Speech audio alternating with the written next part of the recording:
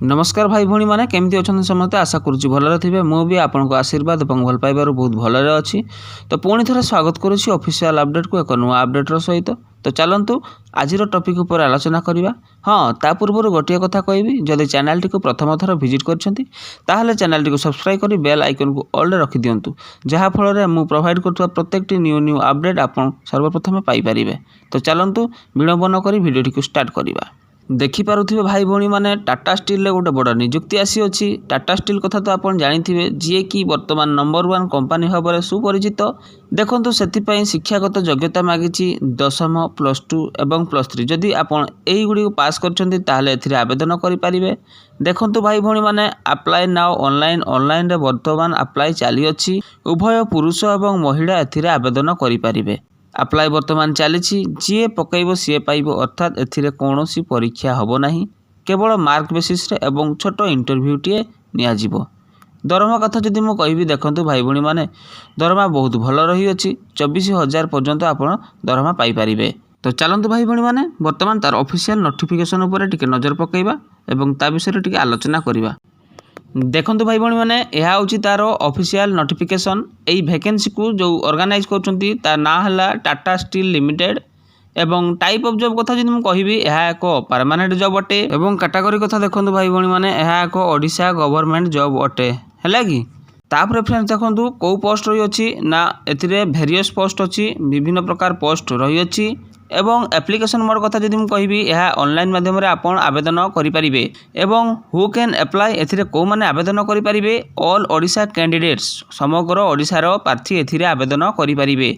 तापर देखो friends place of posting कथा जदि कहबी, यह आपन ओडिशा रे ही पोस्टिंग पाइजिबे। जदि आपन चाहउचंती अदर स्टेट को ट्रांसफर करिया पई, ताहले परवर्ती मुहूर्त रे आपन ट्रांसफर करि परिबे।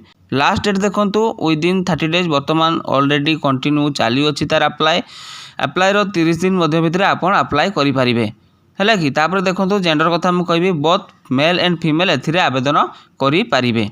तो फ्रेंड्स वीडियो को शेष पर्यंत देखंतु एवं वीडियो शेष में मुझे किपरि अप्लाई करेंगे ताहा मध्य आलोचना करियछि। तापर फ्रेंड्स देखंतु एजुकेशन क्वालिफिकेशन कौन सब मागिछि एही पोस्ट गुडिक पई। Candidate should have passed BE, BTech, BSc in engineering in this following subject. यही जो तले जो सब्जेक्ट गुड़ा अच्छी सही सब्जेक्ट को लेकिन आपन BTech कि BSc सब करिथिबे। कौथिरो ना इंजीनियरिंग रे करिथिबे। देखंतु प्रथमे देइछि सिविल एंड स्ट्रक्चरल है कि।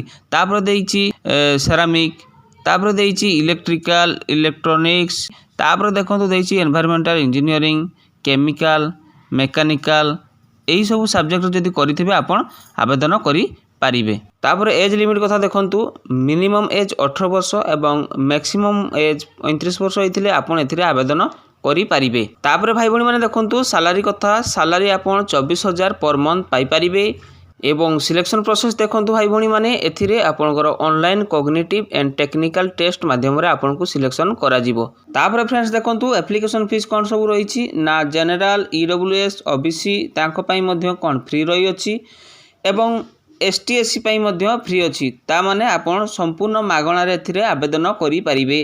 तापर फ्रेंड्स देखंतु एथिरे आवेदन करिया पई कोन सब डॉक्यूमेंट्स आवश्यक होई थाए। एक नंबर देखंतु क्वालिफिकेशन सर्टिफिकेट, जति सब आप क्वालिफाई कर सब सर्टिफिकेट आवश्यक।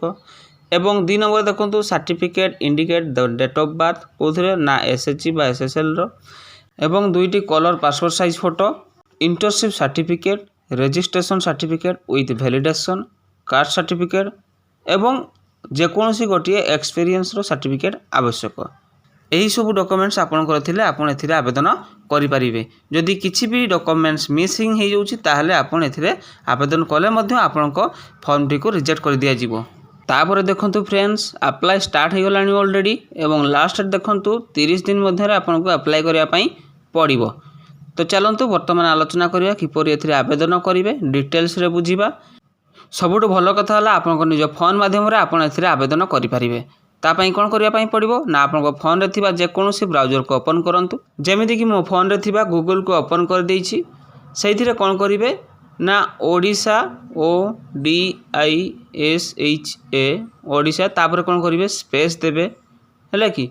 तापर गॉव GOVT गॉव, तापर मध्य स्पेस देबे एवं जॉब, तापर .in लेखिक कौन करेंगे ना सर्च करेंगे। सर्च कलापर देखो ये इंटरफेस आसीज आपण फोन रे देखिपे ओडिशा गव जॉब है कि तापर कौन करेंगे ना तारी ऊपर आपन को क्लिक करने पड़ो है कि क्लिक कले तार टोटाल वेबसाइट को आपन पलि आसबे।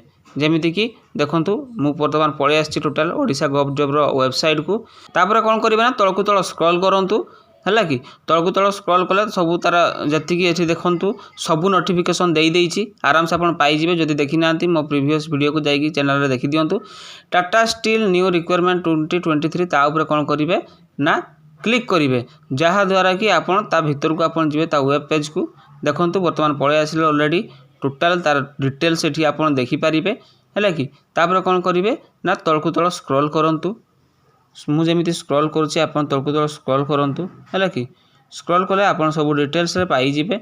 देखूँ ये टाटा स्टील तार लोगो देखिपे ये जो जी मेंशन नहीं आम पूर्व आम आलोचना करूँ है कि जी सब ये किसी सब्जेक्ट मुझे छाड़ी आप आराम से देखिकी भी सब पढ़ी बुझीपारे। तापर तलकू पूरा स्क्रॉल करके पूरा तलकू जातु तलकू गलापर देखिए तार गोटे इंपोर्टेंट लिंक ये देखो इंपोर्टेंट लिंक अच्छी तापर जो एप्लाई लिंक जो अच्छी तारी ऊपर क्लिक करूँ। क्लिक कलापर आपड़ ये कौन करेंगे ना आवेदन करेंगे ना केमिति करेंगे देखूँ एप्लिकेशन मोड जो गोटे रही देखिए टिके तलकू हाँ ये जो एप्लिकेशन जो रही तारी ऊपर कौन करेंगे ना क्लिक करूँ। क्लिक कलापर तार ये एप्लिकेशन फॉर वैकेंसी तार जो लिंक टी पलि आसला ता ऊपर क्लिक करूँ। क्लिक कलापर टिके नेट स्लो रोचे देखो टोटाल तार प्रोसीड्योर पलि आइला ये आप फिलअप करेंगे जी जहाँ जहाँ तार मैंडेटरी मागी से गुड़ी आप फिलअप करेंगे।